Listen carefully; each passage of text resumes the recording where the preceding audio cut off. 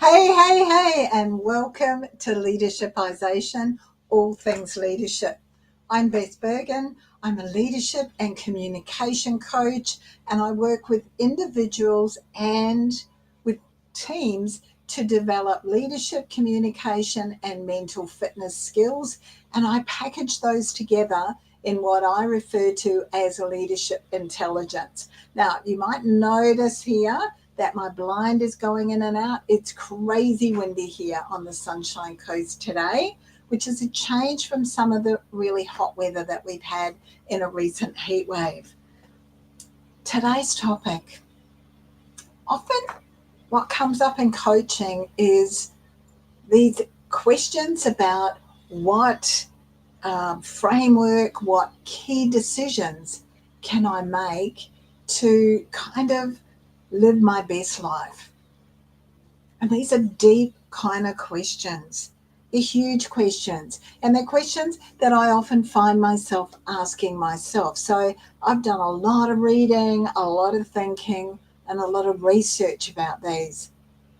And so today what I wanted to do is share with you 6 of these. Now, are these the only 6? No, of course there's more of them. However, these are a really good start. They're a really good start. So let's get started. The first one for me is curiosity. Curiosity.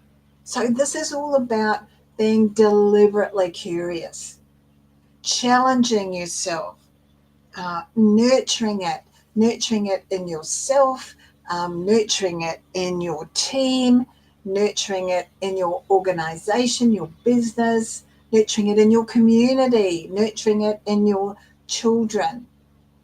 Curiosity. And this is all about asking questions, no matter how silly you think they are, no matter how much you think that others are going to judge you, no matter what you think others are going to think. Ask the questions anyway. Yeah? Ask the questions. Curiosity for me is also about 3 other things. It's really about being willing to learn. So, part of curiosity is being willing to learn. And I'm sure you've heard me say before that in order to be willing to learn, you also have to be willing to unlearn. So, unlearning some of those things that maybe letting go of will mean that you can move forward more to success. The second thing is having the determination, making the decision that you're actually going to follow up on those things that spark your interest. Now, by following up on those things that spark your interest, what you're actually doing is nurturing that curiosity. And the third thing is, in order to be curious and to maintain and nurture that curiosity, it's really useful for you to develop the skill of listening to understand. Now, we all do it. I know I do it sometimes as well. We listen ready with our next answer. And actually, what will serve you best is to listen to understand so that you can be curious and ask some other questions. So that's the first one, curiosity. The second one is this: start. Start. No further comment needed, really. Start. Whatever it is that you want to do, and also some of those things that you need to do, start. No excuses, no blame, no denial. Start. If you're really afraid of how big this thing seems to be that you're thinking about starting, if you're concerned about, it's so big, it's crazy, take small steps, set small targets. And when you've achieved those, that will help with your momentum to keep on going. Yeah? Start with those small things. Do it for you. Whatever it is that you're going to start, do it for you. And you might want to write this one down. Done is 100% better than perfect. Done is 100% better than perfect. You can go back and change it. However, if you haven't started, you can't adapt. You can't be flexible. You can't recalibrate or do any of those things that could well be contributing to your success. Yeah? Third one, mind your health. Mind your health. I think it was someone like Warren Buffett who said, you only get one mind and one body, and it's got to last you a lifetime. So think about what you do today and how that's going to impact on the rest of your life. And when I talk about health, I mean your physical health, your emotional health, and your financial health. So these are three really awesome opportunities for you to seek those mentors, to find a personal trainer or a gym that has find your tribe. Find your tribe that you can get fit with, whatever that might be, to maintain that physical health, maintain that mental health or that emotional health through the support of a coach. Most coaches, whatever they're dealing with, should be able to help you with your emotional health, because your emotional health contributes to your success, just as your physical health does, and just as your financial health does. Talk to a financial planner or a financial advisor. Get some support. The final thing I want to say about Mind Your Health is this: it's never too late to start. So don't be thinking to yourself, I'm too old, or I should have started last week, last month, last year, 5 years ago. Start today. I'll refer you back to point 2. The fourth one is this: nurture relationships. Nurture relationships. Identify those relationships, both professionally and personally, that are going to serve you.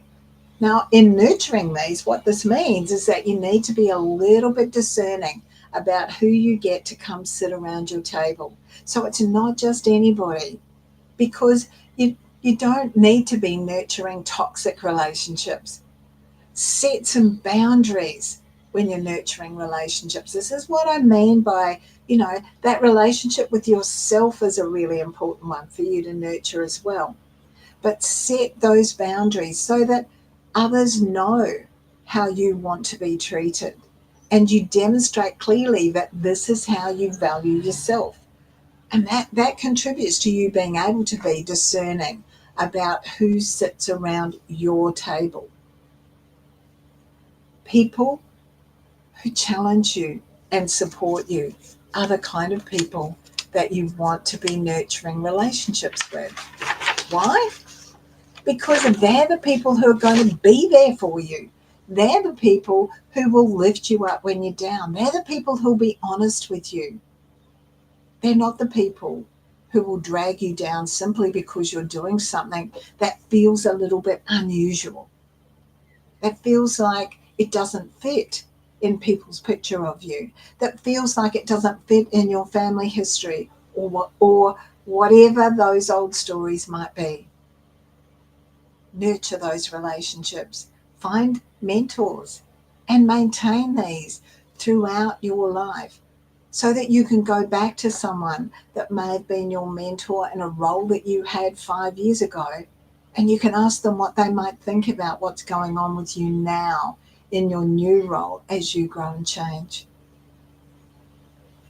The other thing that I think is really awesome about nurturing relationships is to build them with people of all ages and all cultures, so that you've got that diversity, because that absolutely brings new insight.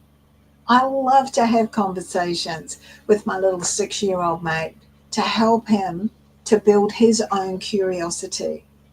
We have the most insane conversations about things that are vitally important to him. And what I know is that I'm planting that seed all the time. But He's also helping me see the world through a different perspective, just as my sons are as they've grown up, just as all of the friends and the colleagues and the peers that I have of all age groups and all cultures. Maintain, nurture those relationships. The fifth one is this: laugh and laugh and laugh some more. I'm a certified happiness coach and I'm also a certified positive intelligence coach. And so, what I know and what is at the core of all that I work with, whether it's business, whether it's leadership, communication, whatever it might be, this realization that happiness is actually a choice. And you have to be quite deliberate about looking for laughter, looking for fun, looking for lessons. You have to be able to laugh at yourself. You have to be able to laugh at yourself. I do the most glorious stuff up sometimes. You've got to be able to laugh at yourself, and you also need to be able to laugh with others. Come up with some awesome dad jokes. Be a little bit corny. Be real. Be authentic. But laugh. And then laugh some more. It's an important component of your success as a leader and also in life. It helps to take the tension out of a lot of really tough moments. It's a great skill to have. The sixth one is this: choose and choose again. I don't want you to spend your entire life living someone else's dream. I don't want you to spend your entire life doing something or feeling like you're held back and feeling like life has kind of lost its passion because you don't want to admit that you got it wrong. No one can take away from you your power of choice. So don't ever be afraid to make a choice. Make choices based on some kind of risk assessment, obviously. Is this suitable? Is this going to be something that will achieve the outcome that you're looking for? But recognize that while it's perfectly okay to go, I'm out, it's just as okay to go, I'm in. Because you can then go, I'm out. You can always make another choice. You can always make another choice. This ability to choose and to change your mind by making another choice, it allows you to experiment with a range of different things. If I was talking about leadership and communication skills, I'd be encouraging you to try something different, try something new, see how it works, make a choice about it. I'd also be encouraging you to make that choice without it being based on fear, without it being based on, I want to stay in my comfort zone. The best things happen out of that comfort zone. So my sixth one for you is choice.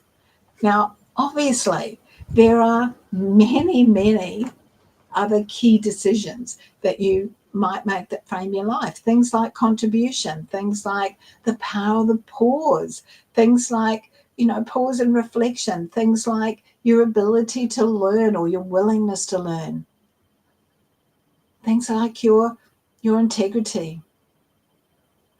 Let's start by focusing on these six: curiosity, start, mind your health, nurture relationships, love, and choose.